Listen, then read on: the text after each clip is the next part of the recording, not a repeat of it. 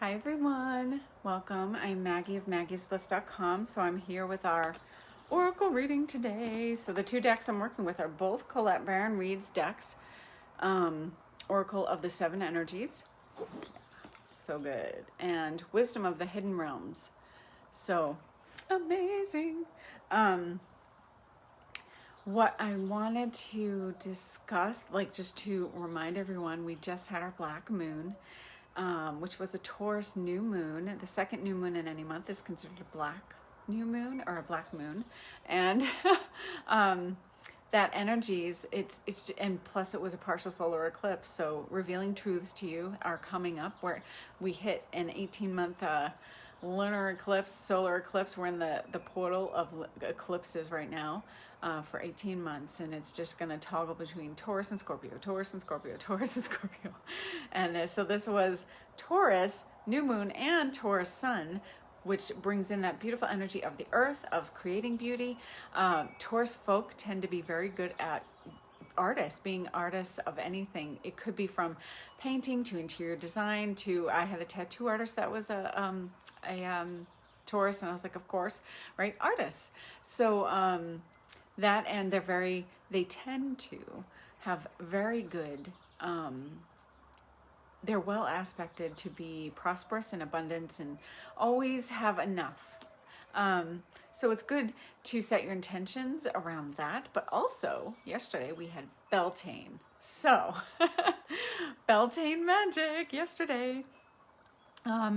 We have two portals in a year. Beltane is one, Samhain is the other. Where Samhain, Halloween, right? Day of the Dead, that's all about souls leaving. A lot more souls end up leaving the planet or leaving this 3D reality at that time. And now, May 2nd, Beltane is when mostly we're seeing new life coming in. And that's for the Northern Hemisphere, right? Where we're in Beltane. The Southern Hemisphere is in Samhain, so we're balancing out those energies on both ends of the spectrum. So nature always balances itself out. So we have that energy, and we're in the shadow of Mercury retrograde. Is coming up May 10th, but we're in the shadow of it, so we're starting to feel it. If you're like me, you'll feel it a little bit before it comes on. And those energies are going to start to get extra for some people. Sometimes it can, because Mercury is a communication planet, it messes with communications of any kind, phones, computers. It also messes with electronics, cars. So those kinds of things can happen. And it's often a very productive time frame. So as we head into it, see what's coming up. Don't procrastinate, because Mercury retrograde kind of forces you not to procrastinate anymore. Like, nope, this is gonna be forced on you some way, shape, or form, deadlines and all that. If you have to fill out a contract, don't. But if you have to, check it 3 times between now and as we head into that Mercury retrograde on May 10th. It'll be here for a couple of weeks. So what is it, 2 or 3 weeks? I'll get into that when we get there. So I just wanted to let you guys know, and that's coming up, and this is money month, right? May is money month with the Taurus sun and that Taurus new moon that we just had. And now we're going to be going into a Scorpio full moon with a lunar eclipse. So that's going to be interesting on the 15th.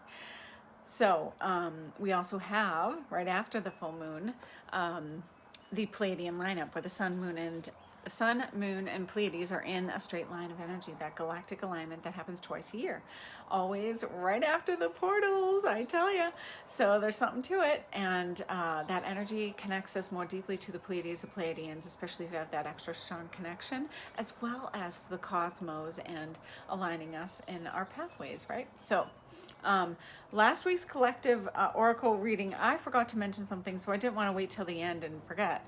But I wanted to mention to grab your fluorite. It was so perfect with last week's collective energy reading, but someone still needs to hear this, is why I'm bringing it up. So fluorite comes in purple and green, or combination of both, as you can see here. It's your soul pathing stone. It brings clarity to your soul's path. So get that. The other one that I'm called, because of the cards that came up, I'm like, whoa.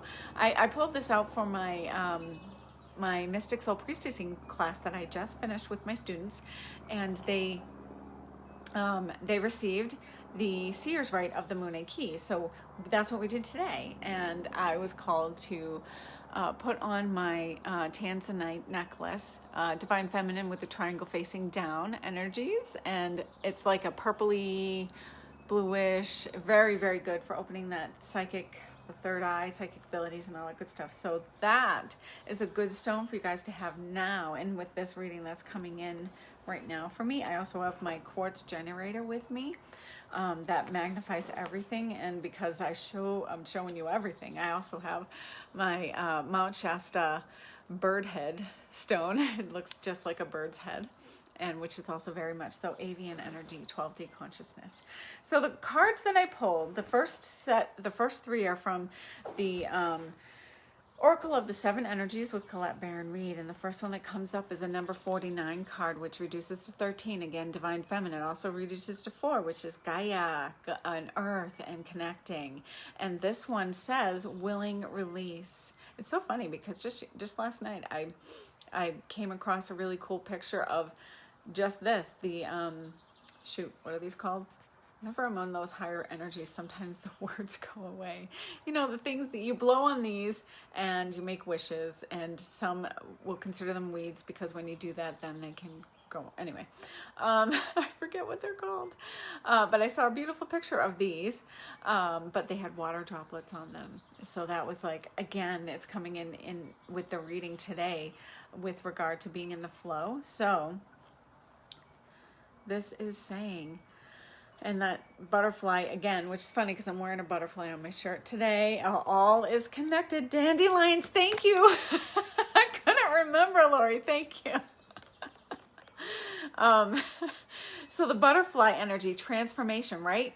In order to reach that, you need to willingly let go of what needs to be released. There's a lot of that happening right now where stuff is being like rejiggered, stuff is being released, and we need to just willingly let it go. And to me, it feels like people are, but if you're resisting, don't, because it's paving the way for something greater, this transformation, this rise up of your energies. So allow yourself to be willing to release what needs to let go. Even my daughter was singing that song last night. That's popping in my brain right now. I forget what the song is, but it was if you love them, let them go, right? So if it's people, let them go if they want to go.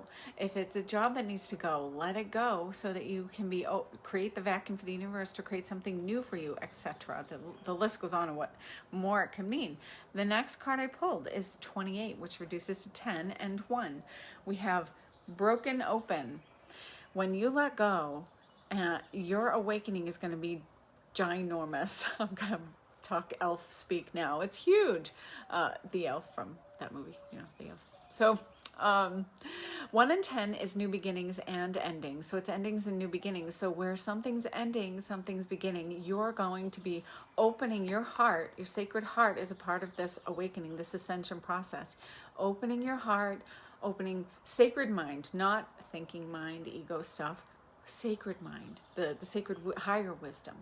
But you're opening, once you release something, it stopped weighing you down. You might not have realized it because you were comfortable with the uncomfortable, whatever was happening in what was happening, right? So it's like release it, and then you're gonna have this just tremendous opening.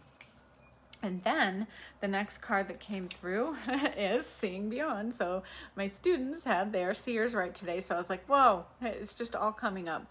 Again, with that beautiful triangle at the third eye, our third eye that often shows up as an eye for a lot of people when they focus on it.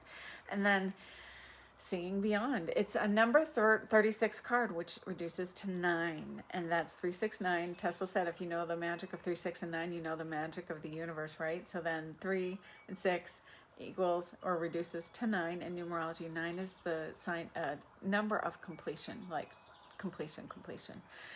So cycles are finishing and you're opening up. You're seeing beyond the veil now. More and more you're seeing the truth rather than what people are telling you. You're seeing the truth even deeper. You may be connecting more to, perhaps as an empath, opening up to more people around you and their emotions. And you might be knowing when someone's lying to you, or knowing when they're about to do or say something, and it's just that connection because we're all connected. We are. And the more we're going through this ascension process, the more connected we are becoming, and those connections are strong, especially if it's family and friends. But you You will just know things. It just happens, right? So you can have that awakening. So those are the cards from the other deck. And then I wanted to pull from the Hidden Realms deck with Wisdom of the Hidden Realms from Colette Baron Reed. And I pulled a 13 card, Divine Feminine. It's the Swan Queen, Transformation, Intuition, and Patience. So here it's telling us, right? Because I already pulled the cards that said release.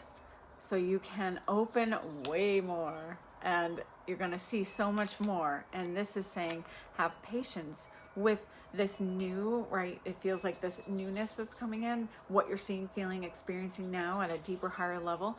It's saying have patience with it, have patience with yourself in trying to figure it out, because if it's new, right, you're just trying to figure out what this means, what that means, what, like if you're starting to open your third eye, you'll see symbols maybe and different things that could be metaphoric, symbolic, and then actual. So you have to decide and figure out and work with your guides what those mean to you, and what you can glean from that wisdom as you continue to dive deeper into opening up your third eye, your awareness to all. But this is also transformation. And we're in Beltane, so we're already in spring now, and we are heading towards that opening of summer.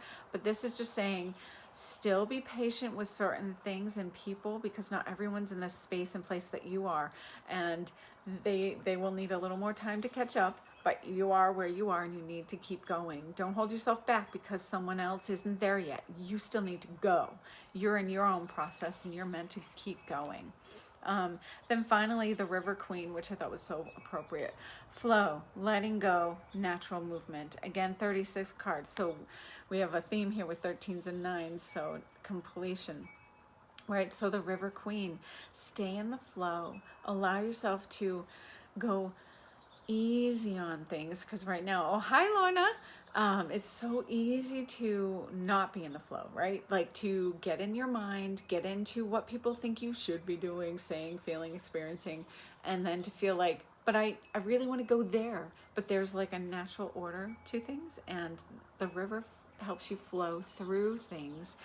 Right? To allow yourself to be that river when you feel like, okay, I have a lot of fire in my chart, a lot of Aries, a lot of impatience, but I have to flow and be patient, but also like, don't resist, as some of the other cards were alluding to, right? Don't resist things, the letting go-ness of other things, because then you will flow more smoothly, easily onto your path, right? So how cool.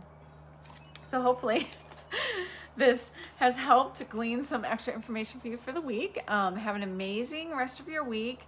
Go easy on yourself, because there will be a lot of processing and integrating from all of this releasing, letting go, and realignment with where you're going, because we're always evolving and changing and transforming. So keep at it. You're doing amazing.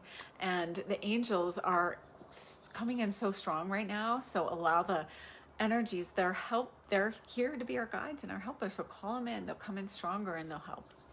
So have an amazing rest of your day. In Monet, blessed be.